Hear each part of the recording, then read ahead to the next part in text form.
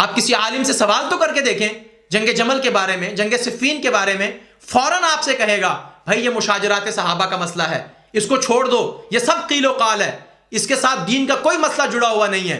ला हौला वला कुव्वता इल्ला बिल्लाह।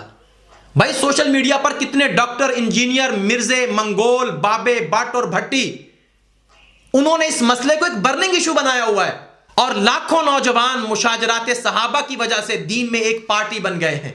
एक तरफ बनु हाशिम, एक तरफ बनु उमैया, एक तरफ हजरत अम्मार, एक तरफ हजरत उस्मान, एक तरफ हजरत मूसा आशरी, एक तरफ हजरत अमर बिन आस, एक तरफ हजरत अली और एक तरफ हजरत अमीर मुआविया। याद रखें, अगर मुशाजरात सहाबा मदारस में पढ़ाई जाती तो इससे हमारे दिलों में सहाबा और अहले बैत की मोहब्बत और ज्यादा बढ़ती, कम ना होती।